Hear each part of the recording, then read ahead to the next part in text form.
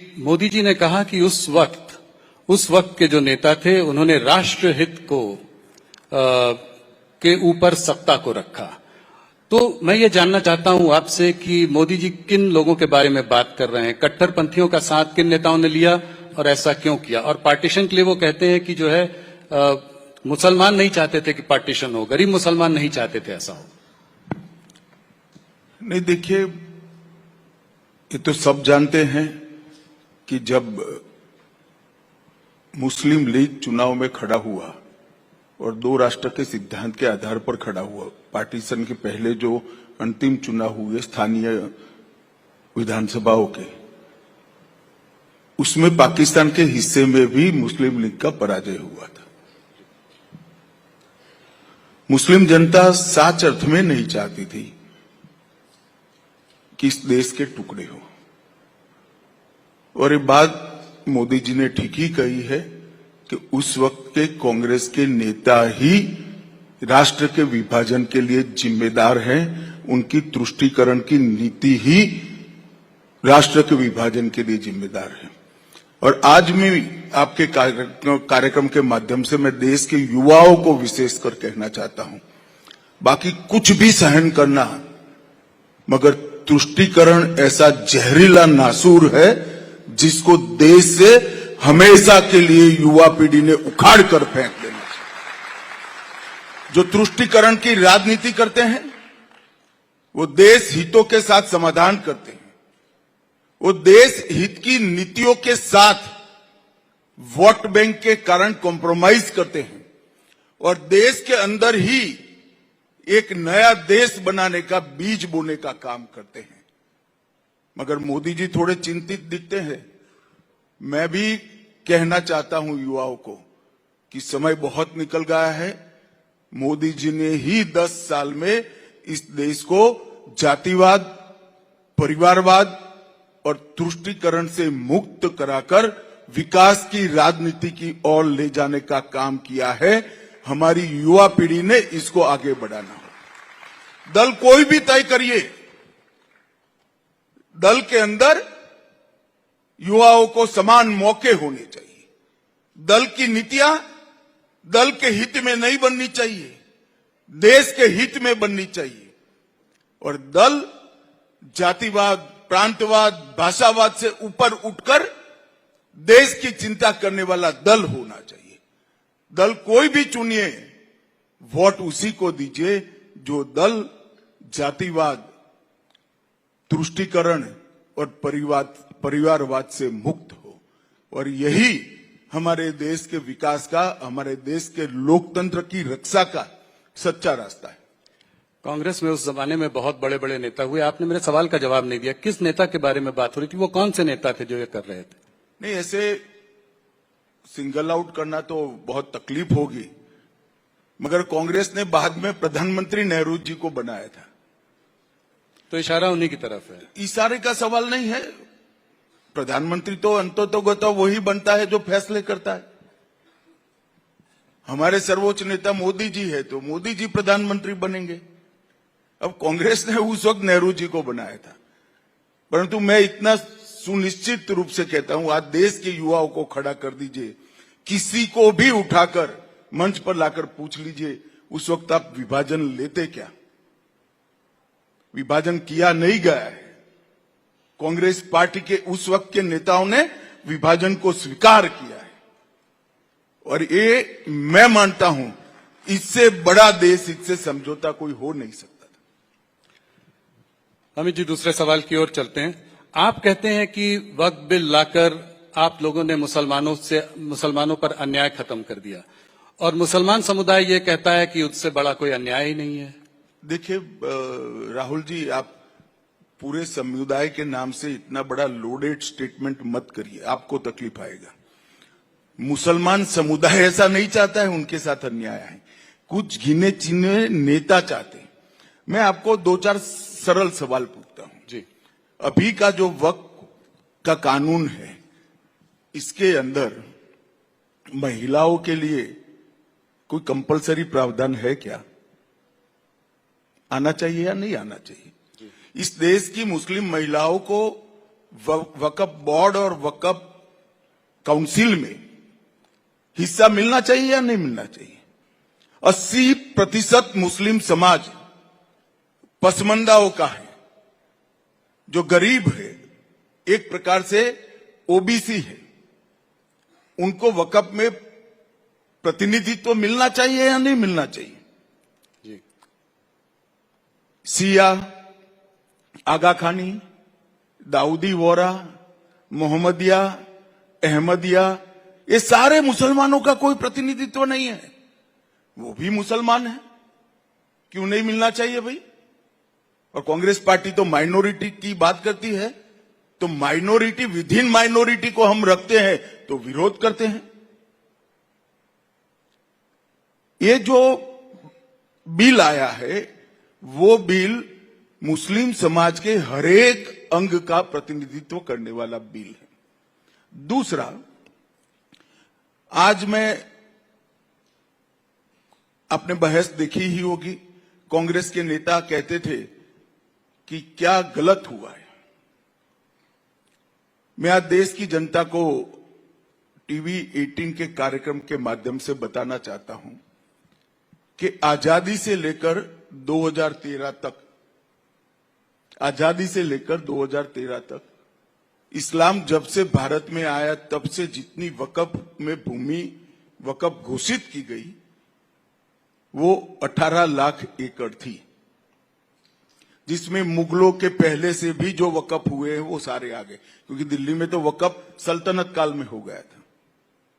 और 2013 का कानून आने के बाद 18 लाख एकड़ में 21 लाख एकड़ भूमि और बढ़ गई। तो यही बताता है कि 2013 के कानून में आपने ऐसी व्यवस्था करी जो न्यायपूर्ण नहीं थी। किसी की भी भूमि को आपने वक्फ घोषित कर दिया, चाहे भूमि हिंदू की थी, पूरे के पूरे गांव वक्फ घोषित हो गए जिसमें लोग रह रहे हैं। कहीं मंदिर, 1500 साल पुराने मंदिर वक्फ घोषित हो गए जहां पूजन अर्चन होता है। इस तरह से कैसे चल सकता है? और ये 2013 के पहले नहीं था। 2014 के चुनाव के एंड मौके पर कांग्रेस पार्टी ने अपनी वोट बैंक सुनिश्चित करने के लिए काम किया था। और मैं आपको कहना चाहता हूं, सारे मुसलमान भाई भी मुझे सुनते होंगे, ये 39 लाख एकड़ भूमि हुई है। इसमें से आर्गुमेंट करते कुछ तो कब्रिस्तान है, कुछ तो मस्जिद है, कुछ तो दरगाह है, ये सब मिल मिलाकर 5% से ज्यादा नहीं है। 39 लाख एकड़ की भूमि से राजस्व क्या मिलता है, आय क्या मिलती है? 123 करोड़ रुपया। रेलवे और सेना से बड़ी भूमि है भाई ये। तो ये आय कहां जा रही है? जो बैठ गए हैं वो भ्रष्टाचार करते हैं, क्योंकि ऑडिट की व्यवस्था ठीक नहीं है। हमने कानून के माध्यम से ऑडिट की व्यवस्था ठीक करी है। कानून के माध्यम से मुस्लिम समाज के हर तबके को इसके अंदर प्रतिनिधित्व दिया है। और उनका एक बहुत बड़ा आर्गुमेंट है कि हमारे धार्मिक मामलों में दखल देना है। राहुल भाई, इससे बड़ा झूठ कोई हो नहीं सकता। वक्फ जो है वो वाकिफ बनाता है और मुतव्विल इसका मैनेजमेंट करता है। वक्फ बाकी सारे धर्मों के हिसाब से देखे तो ये ट्रस्ट है। ट्रस्ट तो उसी का होता है जो वो बनाता है, वक्फ उसी का होता है जो बनाते। इसमें कोई नॉन मुस्लिम रखने का प्रोविजन हमने नहीं किया है। पर 2 मेंबर वो तो आपने डाले हैं ना? वो वक्फ बोर्ड में डाले हैं और वक्फ काउंसिल में डाले। वो कहते हैं टेम्पल ट्रस्ट में। सुनो ना भाई, टेम्पल ट्रस्ट है ना जी।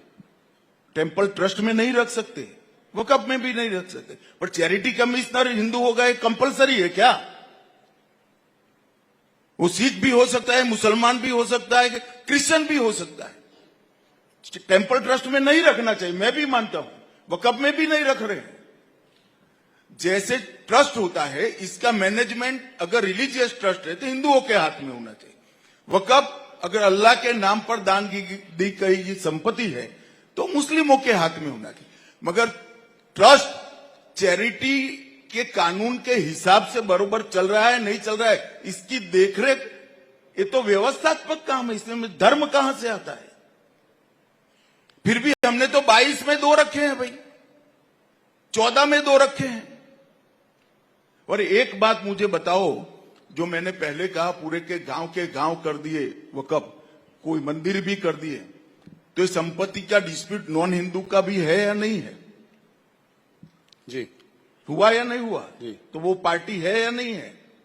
2 हिंदू इसका पक्ष न्यूट्रलिटी से देखेंगे तो क्या बिगड़ जाएगा? क्या इस देश में हिंदुओं को इतना भी अधिकार नहीं है भाई? ये बिल्कुल खोखली बात है जो कांग्रेस ने फिर से उनके समाप्त होते हुए अस्तित्व को आधार देने के लिए अपीसमेंट की पॉलिसी। और अगर इतना ही था तो प्रियंका जी तो वोट डालने भी नहीं आई, राहुल जी ने भाषण भी नहीं कराया।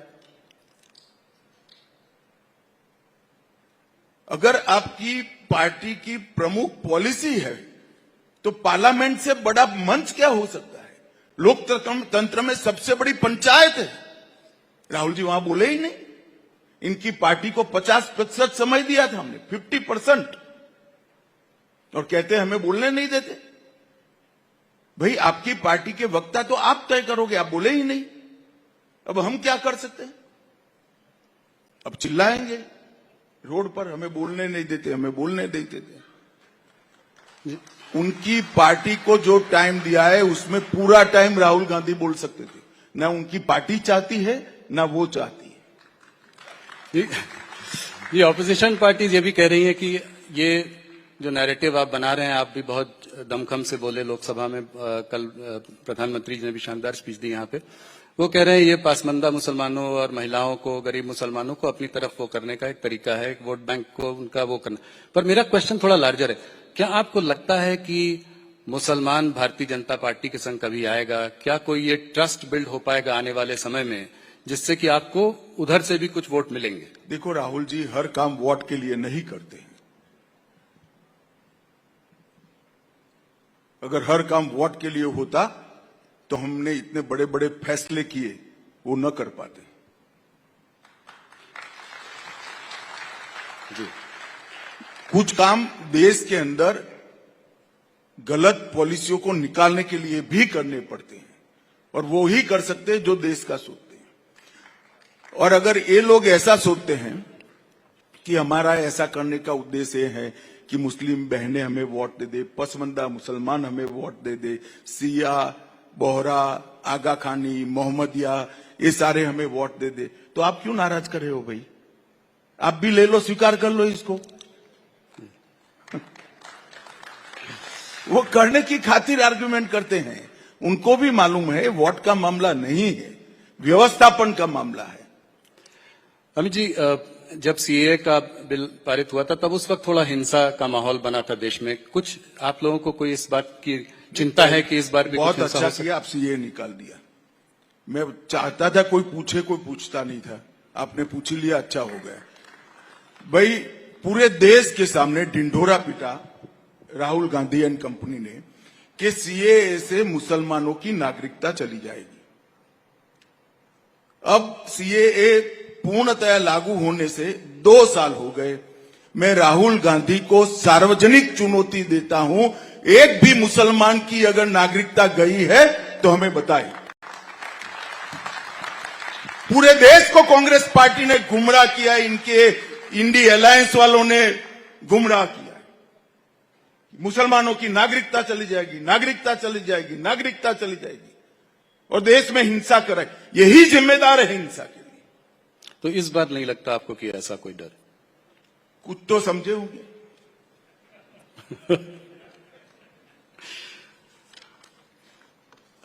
अमित जी, थोड़ा दूसरे सब्जेक्ट डिलिमिटेशन की ओर बढ़ते हैं। ये मुद्दा भी बहुत गर्म रहा है पिछले कुछ महीनों में। तो डिलिमिटेशन से क्या आप आज ये आश्वासन साउथ सदर्न स्टेट्स को दे सकते हैं कि डिलिमिटेशन से उनकी सीटों पे कोई कमी नहीं आएगी प्रोपोर्शनेटली? देखो, मेरे कोरे आश्वासन से शायद साउथ के हमारे भारतीय है वो नहीं समझ पाएंगे। मैं थोड़ा कहना चाहता हूं। जरूर। हिमाचल में कांग्रेस की सरकार है, जी वहां डिलिमिटेशन के लिए कुछ हो रहा है? जरा बोलो ना भाई। हाँ, जी जी नहीं हो रहा है। नहीं कई जगह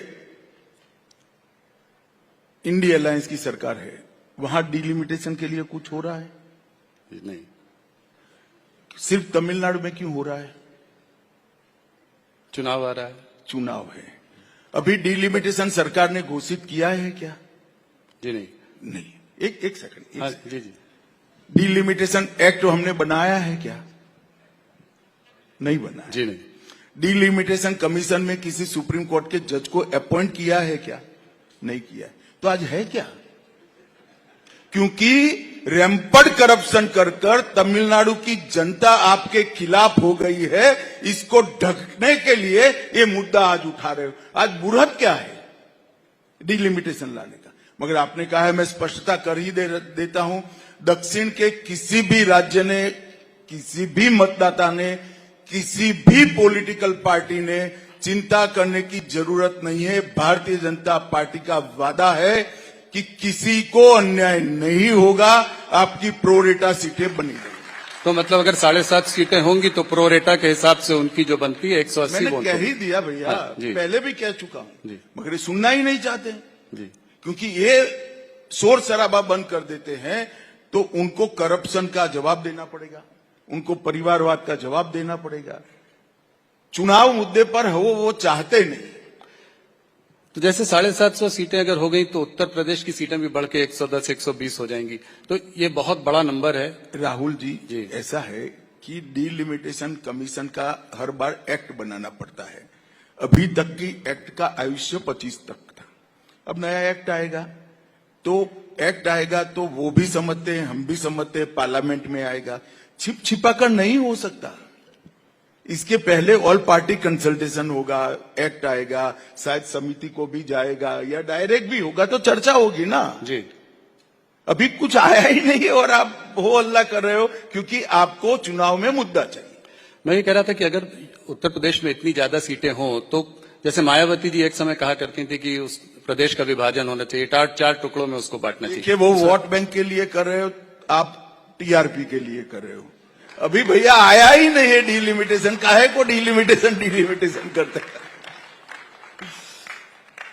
डिलिमिटेशन अमित जी तभी हो सकता है जब नया सेंसस आए, तो ये कैसे होगा, कब होगा? और इसमें कास्ट सेंसस की जो बात चल रही है, जो ऑपोजिशन की भी डिमांड है, उस पर आपका क्या विचार है? गट डिलिमिटेशन भी 2001 के जनगणना के आधार पर हुआ था, ऐसा जरूरी नहीं है, परंतु डिलिमिटेशन जब भी करना पड़ेगा, किस प्रकार से करेंगे, किस जनगणना के आधार पर करेंगे और किस प्रकार से करेंगे, ये सारा एक कानून बनकर संसद में पारित होता है, तब जाकर डिलिमिटेशन की प्रक्रिया शुरू होती है, क्योंकि वो हमारे लोकतंत्र का मूल आधार है। जो लोकतंत्र को सत्ता तय करने का कॉलेजियम है, हमारी संसद है, हमारी विधायिका है, वो वहीं से चुनकर आती है। तो उनकी कॉन्स्टिट्यूएंसी का डिजाइन करना, इससे बड़ा महत्वपूर्ण कार्य लोकतंत्र में और कोई हो नहीं सकता। वो पार्लियामेंट के कानून से, और पार्लियामेंट के कानून को राष्ट्रपति महोदय के अनुमोदन के बाद ही होता है और उसमें कोई पार्टी इन्वॉल्व नहीं होती है।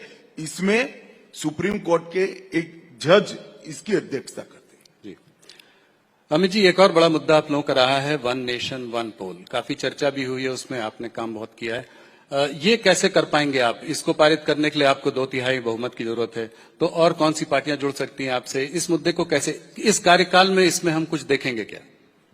देखिए भाई, आप तो ऐसा सवाल कर रहे हो, गांधी जी ने देश को आजाद करने की मांग की, तो वो कोई पूछ लेगा उनको, कैसे करोगे भाई, अंग्रेजों का राज है। ऐसा है भाई, हम हमारा मुद्दा लेकर जनता के सामने गए हैं, हम जनता के बीच में कार्यक्रम कर कर भी जा रहे हैं। 2-3 साल होते होते माहौल ऐसा होगा कि कोई party one nation one election का विरोध नहीं कर पाएगी, क्योंकि ये देश के भले में है। कोई मुझे बताए कि बार बार चुनाव कर कर, खर्च कर कर हम क्या करना चाहते हैं इस देश में। एक साथ चुनाव क्यों नहीं होना चाहिए? कारण क्या है? ये कहते हैं संविधान सम्मत नहीं, कोई आर्ग्यूमेंट नहीं करता, एक वाक्य लिख कर दे दिया है, बोले रखते हैं संविधान सम्मत नहीं। कैसे संविधान सम्मत नहीं? और नहीं है तो आपने 3 चुनाव कैसे कराए? जी। कांग्रेस पार्टी ने जब तक सरकारें तोड़ने की शुरुआत नहीं करी, उनकी सरकारें आती थी, तब तक तो सभी चुनाव एक साथ करे, और 2-3 राज्य 4 राज्य नए बन गए, इसके चुनाव आगे पीछे हो गए। तो वो एक साथ करने के लिए असेंबलियां डिसॉल्व कर दी कांग्रेस ने। वही कांग्रेस पार्टी ये कह रही है कि लोकतंत्र के विरोधी है। 7 राज्यों के असेंबलियां डिसॉल्व कर 1 नेशन 1 इलेक्शन कराया था, और आज वही विरोध कर रहे हैं। जनता वो मानते हैं ऐसे नहीं सोचती है, जनता के अपने के सोचने के तरीके। कुछ नेता ऐसा मानते हैं कि मैंने कह दिया तो बस जनता मान गई, और फिर परिणाम आते हैं तो कहते हैं कि भाई ईवीएम में गड़बड़ हो गया। एक्चुअल में भैया आप जो बोलते हो वो जनता मानती नहीं है। अभी तो कह रहे हैं महाराष्ट्र का इलेक्शन भी जो है उसको भी चोरी कर लिया आप लोगों ने। अगर हम जीत जाते तो क्या, वो जीत जाते तो क्या कहते? हम तो वो है 10 साल, हमारे 10 साल में इनकी तेलंगाना सरकार बनी, चेन्नई में सरकार बनी, बंगाल में बनी, हिमाचल में बनी, वो कैसे बनी फिर? तो कांग्रेस की बात हो रही है तो एक सवाल यहां पे आपसे पूछना चाहूंगा। ये एआईसीसी का सेशन चल रहा है, उसमें जो खबरें हम पढ़ रहे हैं, देख रहे हैं, जो वहां से निकल के आ रही है, तो उसमें लीडर्स का मानना है 2 तरीके के थॉट्स हैं। एक तो ये है कि मोदी को गाली दो, मोदी के खिलाफ भाषण देते रहो, मोदी के पीछे पड़े रहो, और दूसरा कुछ नेता ये मानते हैं कि आप अपनी ऑल्टरनेट सोच, अपना विजन भी सामने लोगों के रखें। आप क्या कहना चाहेंगे इस पर राहुल? देखिए, इसका मतलब है कुछ तो समझ वाले लोग अभी भी वहां बचे हैं क्योंकि इतने सालों का अनुभव है, 2001 से लेकर 2025 तक का, जितनी बार मोदी जी को गाली दी, इनकी माता जी ने भी दे दी, इन्होंने भी दे दी, जितनी बार गाली दी मोदी जी और मजबूत होकर बाहर आए। उनको मालूम नहीं हमारे दल का चुनाव चिन्ह कमल है, जो कीचड़ में ही खिलता है, ज्यादा खिलता है। तो हम तो गालियों के कीचड़ में ही खिलकर बाहर आते हैं, वो उनको मालूम नहीं। अमित जी, आपको काफी दिनों बाद इस बार इंटरव्यू कर रहा हूं। 2024 के चुनाव के समय आपसे बात हुई थी, एक सवाल उस पर भी। 2024 में आप लोगों को उम्मीद थी, नारा था अब की बार 400 पार, सीटें आई भारतीय जनता पार्टी की 240। कहां गड़बड़ हो गई, कहां रणनीति में कमी रह गई? देखिए राहुल जी, हम भी मानते हैं कि हमारी सीटें कम हुई, वो तो आंकड़ा है जी। मगर ये जो कह रहे हैं कि भाई ये तो ये कह रहे थे ये आए, ये कह रहे थे ये आए, मुझे बताओ, कोई खिलाड़ी मैच खेलने जाएगा, सामने टीम कैसी भी हो, पिच कैसी भी हो, वो क्या कहेगा? नहीं हम आज हार जाएंगे, ऐसा कहेगा क्या? अरे भाई हमारा 300 था तो हमने 400 कहा, इसमें क्या बुराई की है भाई? हम तो सोचते ही हम बढ़ोतरी करेंगे और करेंगे। अभी भी मैं कहता हूं हम तमिलनाडु जीतेंगे, बिहार भी जीतेंगे और इनका सुपड़ा साफ हो जाए। नहीं, 2024 की उसके बाद आपने 3 शानदार विजय भी वो की हैं, दर्ज की हैं। आप हरियाणा में जीते बहुत अच्छी तरीके से। महाराष्ट्र में तो मुझको फडणवीस जी ने कहा कि वो सोच भी नहीं रहे थे कि इतनी सीटें आएंगी, और उससे कहीं ज्यादा सीटें आई। तो दिल्ली में आपने जो है केजरीवाल जी की सरकार को परास्त किया। तो ये कैसे हुआ? ये आप लोग बाउंस बैक कैसे करें? देखिए, जनता ने चुनाव में कुछ झूठा प्रचार किया गया, कुछ भ्रामक बातें फैलाई गई, इसका कुछ तो असर हुआ, कुछ वोट कम मिले।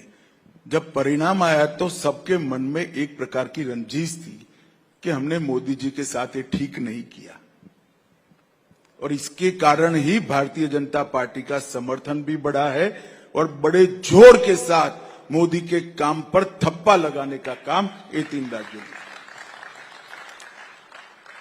थोड़ा सा आप हिंदी के पक्ष में बहुत बातें करते हैं, तो थोड़ा एक लैंग्वेज मुद्दे पर भी बात कर लेते हैं। ये भी साउथ से जुड़ा हुआ है। पहले मैं थोड़ी स्पष्टता कर दूं, मैं हिंदी भाषी नहीं हूं, मैं गुजराती हूं। मैं हिंदी के पक्ष में बात करता हूं, ये विपक्ष का प्रचार है।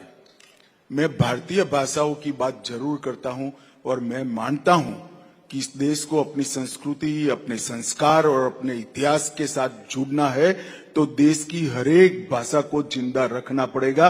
और ये मेरा अकेले का नहीं, देश का हर नागरिक का दायित्व, क्योंकि व्यक्ति अपनी मां की भाषा में ही सोच सकता है, अपनी मां की भाषा में ही व्यक्ति विश्लेषण कर सकता है, मतलब एनालिसिस करता है, तर्क कर सकता है, मतलब लॉजिक इसका डेवलप होता है, इसके आधार पर वो निर्णय लेता है और इसके आधार पर इम्प्लीमेंटेशन की वो योजना बनाता है। ये पूरी प्रक्रिया मां की भाषा में ही होती है। मगर अब कुछ लोगों की भाषा यहां की नहीं है मां की, तो मैं क्या कर सकता हूं भाई। मैं तो भारत में जन्मा हूं, तो भारत की भाषाओं की बात करता हूं। ये सब निरर्थक हो अल्लाह करते हैं। मैं आपको बताता हूं कि हमारे आने से पहले, मेरा स्पष्ट मानना है, हमारे आने से पहले कांग्रेस पार्टी ने इतने सालों तक हिंदी और अंग्रेजी को सभी भाषाओं के बच्चों पर थोपा था। यूपीएससी की परीक्षा जो आईएएस आईपीएस की थी वो अन्य भाषा में नहीं आती। 2015 में नरेंद्र मोदी ने निर्णय किया कि आप तमिल में भी पेपर दे सकते हो, गुजराती में भी दे सकते हो, मराठी में भी दे सकते हो, मलयाली में भी दे सकते हो। 2020 तक सीएपीएफ की जो भर्ती होती है, इनका पेपर सिर्फ हिंदी और अंग्रेजी में लिखा जाता था, आज 13 भाषाओं में लिखा जाता है। हमने तो तमिल की एंट्री की है, गुजराती की एंट्री की है, मराठी बंगाली की एंट्री भारतीय जनता पार्टी ने की, आपने अंग्रेजी पर छोड़ दिया था। इनके समय के अंदर लोकल स्टेशनों पर लोकल भाषा में अनाउंसमेंट भी नहीं होते थे, वो भी हमने किए। इनके समय में मेडिकल और इंजीनियरिंग कंपलसरी अंग्रेजी में ही पढ़नी पड़ती थी, हमने उसको स्थानीय भाषा में एंट्री करा दी। और आज मध्य प्रदेश में हो चुका है, उत्तर प्रदेश आगे बढ़ चुका है, राजस्थान आगे बढ़ चुका है, पूरे के पूरे मेडिकल के कोर्स हिंदी में अनुवादित हो गए। 13 भाषा में इंजीनियरिंग पढ़ाने की व्यवस्था 2026 के पहले हम कर देंगे। तो डीएमके का ये कहना हिंदी, हिंदू, हिंदुस्तान, ये गलत है कि आप लोग? नहीं भाई, मैं देखो, अभी मोदी जी गए थे, उन्होंने बहुत अच्छे तरीके से कहा कि एक भी डीएमके नेता का सिग्नेचर तमिल में हो तो बताओ मुझे। अंग्रेजी में करते हैं। हमारे राज्यों ने तो अपनी भाषा में मेडिकल इंजीनियरिंग के कोर्स का अनुवाद कर दिया है, वो तमिल में शुरू भी नहीं करते हैं जी, और वो तमिल की बात कर रहे हैं। एक गर्म मुद्दा जो कि सिर्फ भारत का ही मुद्दा नहीं है, पूरे विश्व भर का मुद्दा है, वो है टैरिफ का मुद्दा। तो ये जो टैरिफ वॉर चल रहा है इस वक्त, उसका भारत पर क्या असर होगा, आप ये जरा सा समझाएं। देखिए, असर का आकलन करने के लिए बहुत जल्दबाजी होगी। सिर्फ अकेले भारत पर टैरिफ नहीं डाला गया है, ढेर सारे देशों पर डाला गया है। हमारे कितने ऑप्शन खुलेंगे, अमेरिका में भी हमसे ज्यादा हमारे स्पर्धक है, वो देशों पर टैरिफ डाला गया है। तो इसका असर क्या होगा? हो सकता है कि हमारा सामान ज्यादा भी जा सकता है, कई सारे देशों में हमारे सामान जाने की व्यवस्था भी होगी। बहुत कॉम्प्लेक्स मसला है, इसमें इतनी जल्दबाजी में इसका असर का आकलन किसी को नहीं करना चाहिए। पैनिक एक जो आ रहा है, आपको लगता है कि भारत में कोई ऐसा पैनिक का कोई वो नहीं? मुझे लगता है कि देश की जनता ऐसे पैनिक में कभी आती नहीं है। ये थोड़ा मीडियाबाजी होती है तो असर तो होता है, असर नहीं होता है ऐसा नहीं, मगर धीरे धीरे संभल जाएगा। अमित जी, सब लोग जानना चाहते हैं, मेरे कुछ कॉलीग्स ने भी बोला है कि आपसे जरूर पूछूं कि भारतीय जनता पार्टी का अगला अध्यक्ष कौन होगा। बहुत दिनों से चर्चा चल रही है, सुर्खियों में भी है, मगर कोई नाम निकल कर नहीं आ रहा है। अभी तक तय नहीं हुआ है। बिल्कुल तय नहीं हुआ, तो कितना समय लगेगा?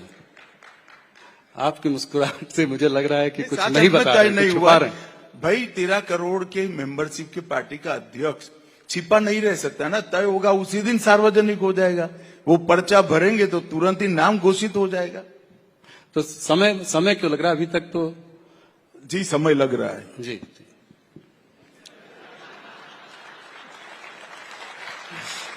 मुझे याद है एक बार मैंने इनसे ज्यादा सवाल पूछा था कि कितने टिकट बटेंगे, किसको क्या मिलेगा। कहता है जब होगा तो आपको भी बुला लेंगे तो आपको पता चल जाएगा। अमित जी, दिल्ली हाई कोर्ट के एक जज के घर में आग लग गई, आउट हाउस में आग लग गई, तो उसमें भारी मात्रा में कैश करेंसी बरामद हुई। तो मेरा सवाल यह है कि इस तरह का एक चित्र देश के सामने आया है, तो क्या आप संतुष्ट हैं कि इसके पीछे क्या कार्यवाही चल रही है, क्या होना चाहिए, कैसे लोगों को विश्वास दिलाया जाए कि सब देखिए, ठीक है? परंपराओं से जो परंपरा अब तक बनी है वो ये है कि जुडिशरी की जांच में इनिशिएटिव, अगर हाईकोर्ट जज के लिए कोई मसला खड़ा होता है तो सुप्रीम कोर्ट के सर्वोच्च न्यायाधीश ने लेना होता है। उन्होंने एक कमेटी बनाई है। हमें ये न्यायिक प्रक्रिया पर, सुप्रीम कोर्ट की प्रक्रिया पर भरोसा रखना चाहिए। इसकी रिपोर्ट आएगी तो काफी सारी चीजें स्पष्ट हो जाएगी। मगर मैं इतना कहना चाहता हूं, उन्होंने कमेटी बनाने के निर्णय करने में कोई तक देरी नहीं की है और मैं आशा करता हूं कि जल्दी, क्योंकि पूरी जनता भी इसको बड़ा गंभीरता से देख रही है, तो जल्दी ही ये कमेटी की रिपोर्ट और उसके बाद ऐसा भविष्य में न हो, इसके लिए क्या कदम उठाए जाए वो सुप्रीम कोर्ट की ओर से सार्वजनिक होगा। हम भी राह देख रहे हैं, आप भी राह देखो। एक जुड़ा हुआ सवाल जुडिशरी पर, हायर जुडिशरी के जो अपॉइंटमेंट प्रोसेस का एक सवाल काफी मुद्दा चल रहा है। एनजेसी की भी बात हो रही थी, सुप्रीम कोर्ट ने उसको अनकॉन्स्टिट्यूशनल बताया। इस पर आपका व्यक्तिगत क्या मत है? देखिए, मेरा व्यक्तिगत कोई मत नहीं हो सकता क्योंकि मैं एक पार्टी से बंधा हुआ व्यक्ति हूं। मेरा कोई व्यक्तिगत मत नहीं होता है। मेरा मत व्यक्तिगत मैं पार्टी में रख सकता हूं। पार्टी एक निर्णय पर पहुंचती है, फिर पार्टी का मत मेरा मत होता है। इसी तरह से सरकार में भी मेरा कोई व्यक्तिगत मत नहीं होता है। व्यक्तिगत मत जब प्रधानमंत्री जी चर्चा करते हो तब मुझे रखना होता है या तो कैबिनेट में रखना होता है। इसके बाहर तो कैबिनेट का जो डिसीजन होता है वही हमारा डिसीजन होता है। परंतु मैं मानता हूं कि इस पर एक नए सिरे से एक बहस ये घटना के कारण खड़ी हुई है। जनता में काफी उत्सुकता भी है। हम राह देखते हैं कमेटी क्या करती है। उससे काफी आप कह रहे हैं उसके बाद बहस होनी चाहिए? नहीं, बहस तो अभी कर ही रहे हो आप।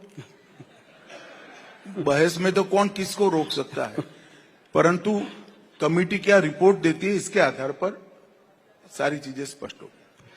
जम्मू और कश्मीर की ओर चलते हैं, कल आप वहां पर थे भी। राज्य का दर्जा कब तक मिलेगा, क्या आपको लगता है, और नई सरकार का कैसे आप आंकलन करते हैं?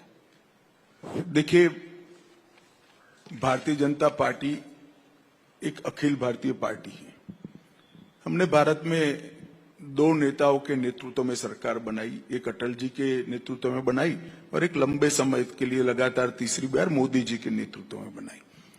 भारतीय जनता पार्टी ने कभी भी केंद्र में सत्ता रहते वक्त राज्य सरकार किसकी है वो नहीं सोचा है, ना हम कश्मीर के लिए सोच रहे हैं।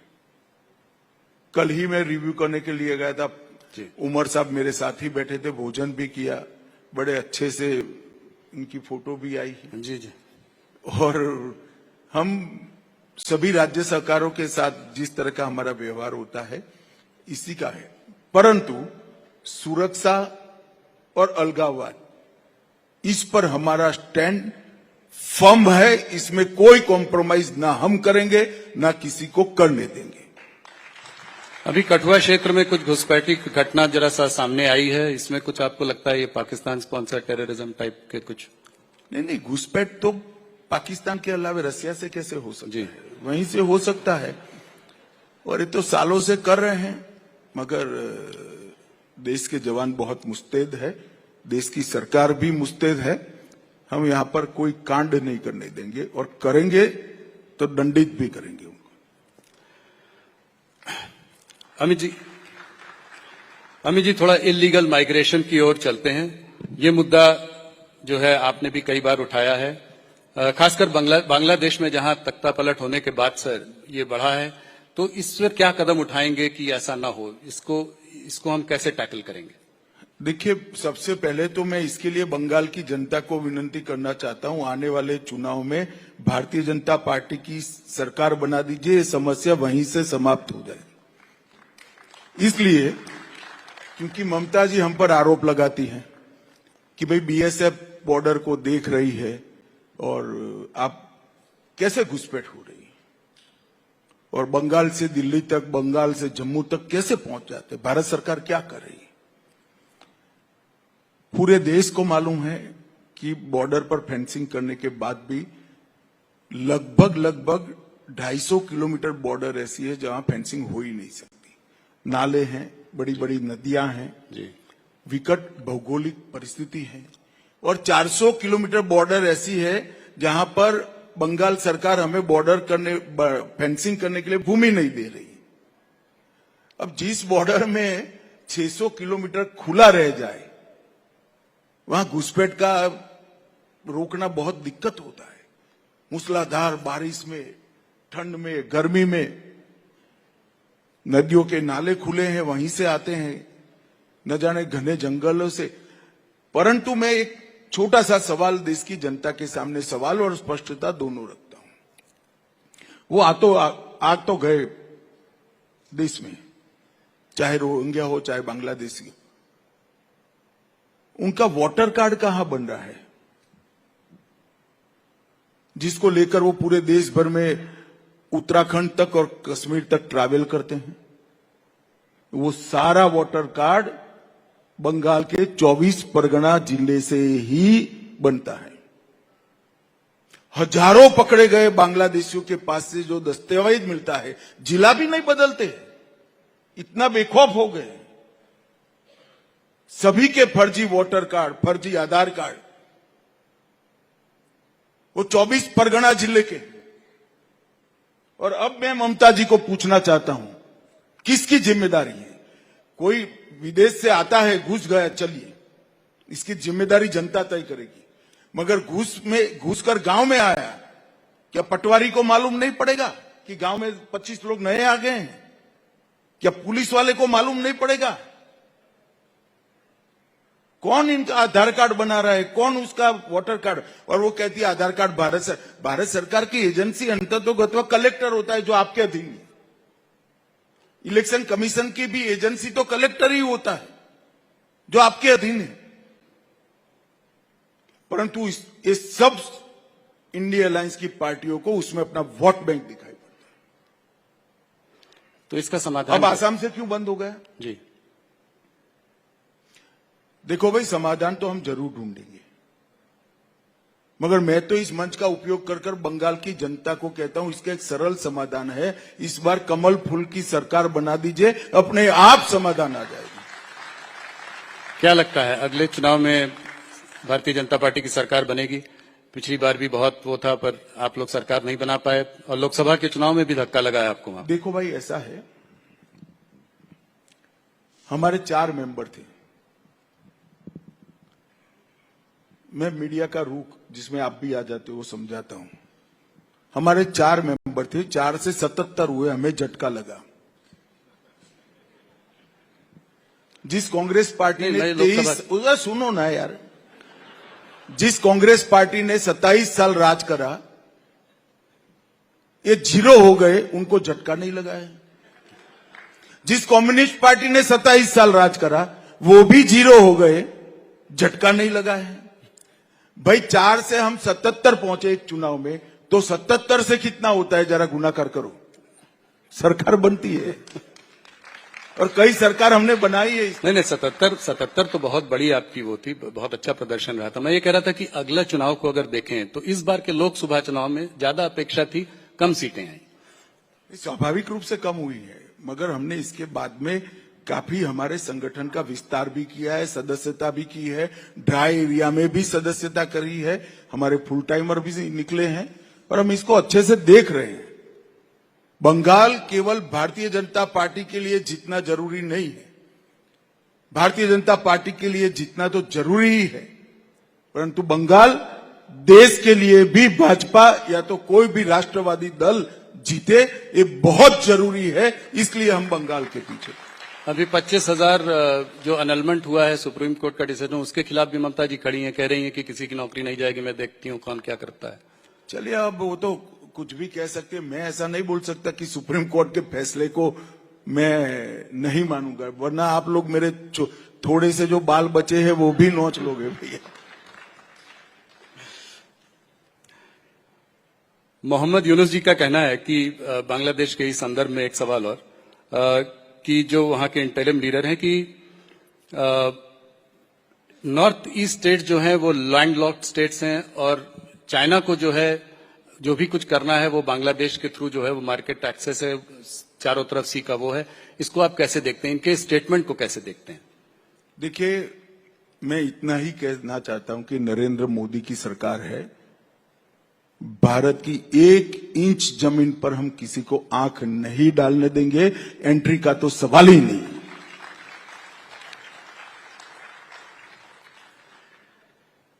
आपने हरदम, मैंने आपसे ये सवाल 2-3 बार पूछा है, फिर से पूछता हूं क्योंकि नया कार्यकाल है, इस तीसरे कार्यकाल में पाकिस्तान ऑक्यूपाइड कश्मीर पीओके के बारे में, इस पर क्या इस थर्ड उस पे? देखिए, भारत का स्टैंड बड़ा रुख है, जी। स्पष्ट है और सालों से है कि पाक ऑक्यूपाई कश्मीर हमारा है। और जहां तक कब आएगा इसका सवाल है, तो इतना तो तुम भी समझते हो राहुल, मैं सार्वजनिक मंच पर इसकी तिथि न बता सकता हूं, ना योजना बना सकता, मगर हर भारत सरकार का दायित्व है कि पाक ऑक्यूपाई कश्मीर हमारा है। वो हमारा सिर्फ क्लेम नहीं है, हमारी बिलीफ है और ऐतिहासिक डॉक्यूमेंट भी है और हमारा लीगल केस भी मजबूत है। पाकिस्तान कहता है कि जो बलूचिस्तान में अटैक हो रहे हैं उसके पीछे इंडिया का हाथ है, इसको कैसे आप देखते हैं? चलिए, अब उनसे संभल नहीं पड़ता, वो तो कुछ न कुछ कहेंगे, वहां की जनता को क्या करेंगे, मगर अब उनकी समस्या है, उनको निपटना चाहिए। पर क्या इंडिया सपोर्ट करता है बलूच लोगों के लिए इंडिपेंडेंट स्टेट? हमारी देखिए, इंडिया के सपोर्ट का सवाल ही नहीं होता। उनके यहां जिस प्रकार से शासन चल रहा है, इसके कारण कुछ प्रांतों में असंतोष है, इसको हम रिपेयर नहीं कर सकते। नेपाल में जो है, नेपाल में इस वक्त हिंदू राष्ट्र की जो है एक मांग है, इस मांग को आप कैसे देखते हैं? अब वहां पर भी डेमोक्रेसी है, सब लोग अपनी अपनी मांगे करते हैं। चाइना का स्टैंड जो है इधर कुछ सॉफन होता हुआ आपको दिख रहा है, हम लोग देख रहे हैं कि बातचीत बढ़ रही है। क्या चाइना से इन्वेस्टमेंट्स आने की कोई उम्मीद है? देखो, मैं मीडिया का आदमी नहीं हूं जी। एक स्टेटमेंट से देशों के रुख तय नहीं होते हैं। बहुत सारे हमारे मुद्दे हैं, सकारात्मक समाधान निकलता है तो अच्छी बात है। तहव्वुर राणा का जो है एक्स्ट्राडिशन जो है हो रहा है, वो कुछ दिनों में यहाँ आ जाएंगे। क्या डेविड हेडली के लिए भी हम ये वो करेंगे? कुछ उम्मीद है कि वो भी? देखिए, मोदी सरकार का प्रयास है कि जिन लोगों ने भी भारत की जमीन, भारत का सम्मान और भारत के नागरिकों के साथ दुर्व्यवहार भी किया है, वो हमारे कानून के जद में लाना चाहिए। और मैं मानता हूं तब राणा की यहां वापिस आना, ये मोदी सरकार की कूटनीति का बहुत बड़ी सफलता है। जी। तो क्योंकि जिनके समय में जब बम धमाके हुए वो तो ला नहीं पाए, मगर आज वो वापिस आएगा, हमारी अदालत के सामने पेश होगा, हमारे संविधान के तहत उसको सजा होगी। ये देश के लिए बहुत बड़ी उपलब्धि है। अमित जी, आपने नक्सलिज्म पे बड़ा बयान दिया है, इसका रोड मैप क्या है, कैसे खत्म होगा पूरा? आपने एक टाइम फ्रेम भी दिया है, थोड़ा सा अगर हमारे दर्शकों को बताएं। देखिए, नक्सलिज्म अब 120 जिलों के आसपास था, घटते घटते घटते अब 12 जिलों तक सिमट कर रह गया है। एक जमाने में स्वप्न देखते थे पशुपति टू तिरुपति का, वो सपना उनका चूर चूर हो गया है। बिहार मुक्त हो गया, झारखंड मुक्त हो गया, महाराष्ट्र ऑलमोस्ट मुक्त हो गया, कुछ तहसील बच गई है, मध्य प्रदेश ऑलमोस्ट मुक्त हो गया, कुछ तहसील बची है, तेलंगाना मुक्त हो गया, आंध्र प्रदेश मुक्त हो गया, उड़ीसा मुक्त हो गया, केरल मुक्त हो गया है, कर्नाटक मुक्त हो गया है। अब कुछ जिले और कुछ तहसीलें बची है, और ये थोड़ा लेट भी इसलिए हुआ है कि बीच में 5 साल कांग्रेस पार्टी की सरकार आ गई। मैं जब कहता हूं तब कांग्रेस पार्टी वाले मुझ पर बड़ा आरोप लगाते हैं कि आप नक्सल के खिलाफ की लड़ाई में पक्षापक्षी करते हैं, मगर मैं आंकड़ा देना चाहता हूं जी। 24 में हमारी सरकार बनी छत्तीसगढ़ में, 24 से अब तक 25 में टोटल 436 नक्सली मारे गए, 1364 गिरफ्तार किए गए और 1400 सरेंडर हुए। 15 साल का टोटल ये नहीं है। छत्तीसगढ़ में हमने सुरक्षा वैक्यूम को समाप्त कर दिया है।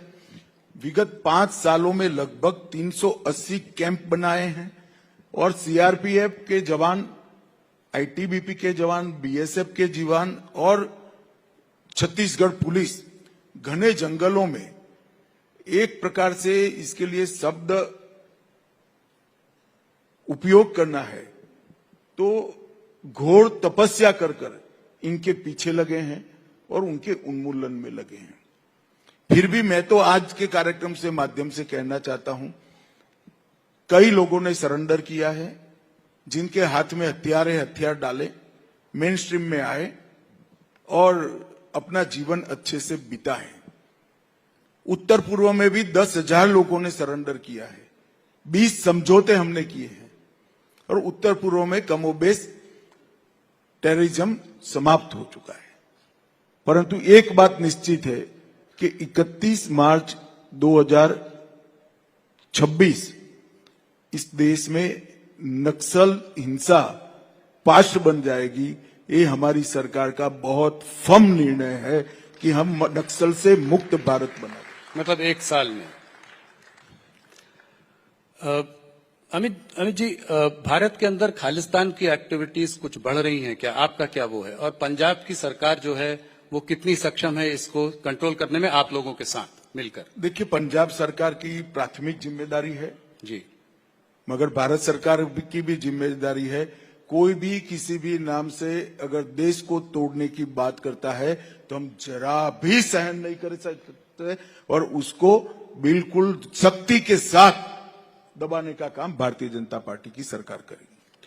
पंजाब में क्या लगता है आपको, अगले चुनाव में भारतीय जनता पार्टी का क्या रोल, क्या भूमिका रहेगी? क्या आप अकाली दल के साथ लड़ेंगे? ऐसा कहते हैं कि सृष्टि की रचना ब्रह्मा जी ने करी है, पंजाब के अगले चुनाव का आकलन तो ब्रह्मा जी भी नहीं कर पाएंगे भैया। ऐसा मैच होकर पड़ा है। मगर मुझे आशा है कि चुनाव आते आते पंजाब की जनता एक अच्छे निर्णय की तरफ पहुंचेगी और एक पूर्ण बहुमत की सरकार कोई न कोई जरूर बनाएगी। मणिपुर में आप जो है दोनों कम्युनिटीज के बीच बातचीत का माहौल एक बना रहे हैं, कब तक प्रेसिडेंट रूल रहेगा? कैसे, कब? देखिए, प्रेसिडेंट रूल पूर्णतया नहीं लगाया गया है। अभी हमने असेंबली को सुषुप्त अवस्था में रखा है जी।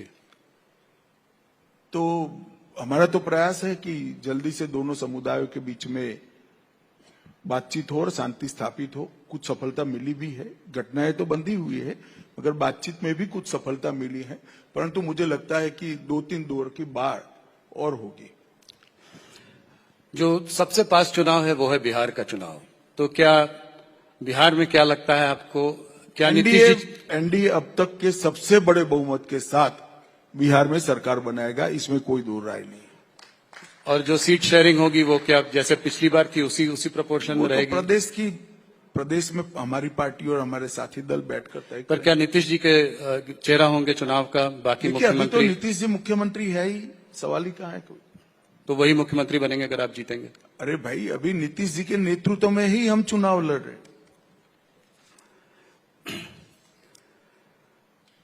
कुछ पर्सनल सवाल आपसे पूछना चाहूंगा। हर बार 2-3 पूछता हूं, पर इस बार भी कोशिश। पूछकर क्या करोगे? कुछ निकलेगा नहीं यार।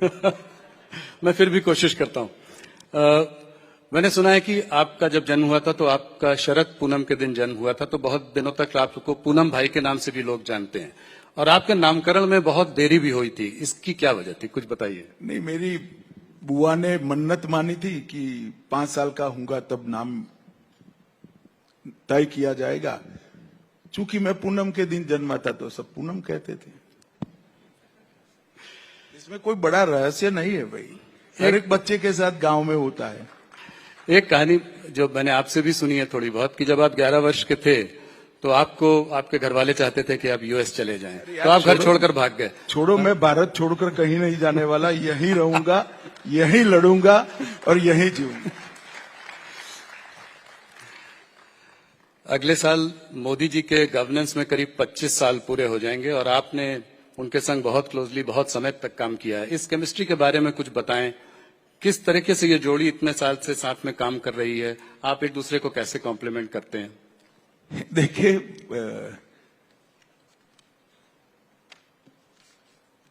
कोई भी दो कार्यकर्ता एक साथ काम करते, एक नेता और कार्यकर्ता एक साथ काम करता है, तो इतने लंबे समय तक काम करते करते एक दूसरे की काम की पद्धति भी समझ में आ जाती है, एक दूसरे का सोचने का ढंग भी समझ में आ जाता है और एक दूसरे का स्वभाव भी समझ में आ जाता है। अंततोगत्वा तो चाहे मोदी जी हो चाहे मैं हूं, हमें हमारी आइडियोलॉजी के अनुरूप काम करना है। तो हमारी आइडियोलॉजी है, वो हमारी गाइडलाइन है, इसीलिए कभी मतभेद पैदा नहीं होते हैं। वो भी आइडियोलॉजी के लिए, देश के लिए, संविधान के लिए सोचते हैं, मैं भी आइडियोलॉजी के लिए, देश के लिए और संविधान के लिए सोचता हूं। तो मतभेद होने का कोई सवाल ही पैदा नहीं होता। जहां एक दूसरे को कंट्रीब्यूट करने का सवाल है, इसमें जरूर एक दूसरे को कंट्रीब्यूट कर रहे हैं, मगर अलग प्रकार से। मैं मोदी जी जो लक्ष्य तय करते हैं, इसका पूरा करने के लिए मेरे साथियों को साथ में रखकर पूरा प्रयास करता हूं। ये मेरे कंट्रीब्यूशन का तरीका है। मोदी जी हमारे नेता है, हम सब कार्यकर्ता जो इनके साथ तैयार हुए, इनके नीचे काम कर रहे हैं, वो सभी के छोटी गलतियां हैं, उनको मोदी जी माफ कर सुधारते हैं। तो हमें भी वो कंट्रीब्यूट करते हैं एक तरफ से कंप्लीट बनाने में। तो इस तरह से एक दूसरे का कंट्रीब्यूशन हो ही जाता है। परंतु ये उदाहरण जो आप दे रहे हो नरेंद्र मोदी और अमित शाह का, ऐसे नरेंद्र मोदी के साथ जुड़े हुए इस देश में हजारों कार्यकर्ता है, जिनमें कार्यकर्ता बनाने से लेकर उसको बड़ा सोचने तक, तरीके से सोचने तक की पूरी प्रक्रिया नरेंद्र मोदी जी ने की है, हमारे कई नेताओं ने की है। और ये बहुत बड़ी बात है। और इसी के कारण हम चुनाव अनेक हारे, मगर हमारी पार्टी कभी टूटी नहीं। जी। चुनाव हारे, हम साफ नहीं हो गए। यूपी में कांग्रेस चुनाव हारी, साफ हो गई। बिहार में चुनाव हारी, साफ हो गई। हम साफ नहीं होते, इसी का कारण है कि हमारे कार्यकर्ता आइडियोलॉजी के लिए काम करते हैं, देश के लिए काम करते हैं, देश के संविधान के लिए काम करते हैं। अमित जी, एक आखिरी सवाल। अगर एक दिन मान लीजिए आपको बिल्कुल फुर्सत हो, कुछ भी करने को ना हो, कोई मीटिंग ना हो, आपके पास पूरा समय हो अपने लिए, तो आप क्या करेंगे उस दिन? मेरे पास 8000 पुस्तकें हैं, काफी सारे पढ़ने का बाकी है, और मुझे शास्त्रीय संगीत का भी बहुत शौक है, जिसको मैं समय नहीं देना पड़ता। पुस्तक तो जरूर पढ़ूंगा और संगीत सुनते सुनते पढ़ूंगा। अमित जी, आज आप हमारे संग जुड़े, आपने हमारे सारे प्रश्नों का उत्तर दिया। आपका राइजिंग भारत मंच पे आने के लिए बहुत बहुत धन्यवाद।